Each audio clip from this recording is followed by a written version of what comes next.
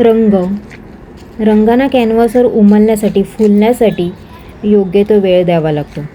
जास्तच घाई केली तर रंग पाहिजे तसे कॅनव्हासवर, भिंतीवर किंवा इतर कोणत्याही सरफेसवर फुलत नाही आणि आपली कला जिवंतसुद्धा होत नाही.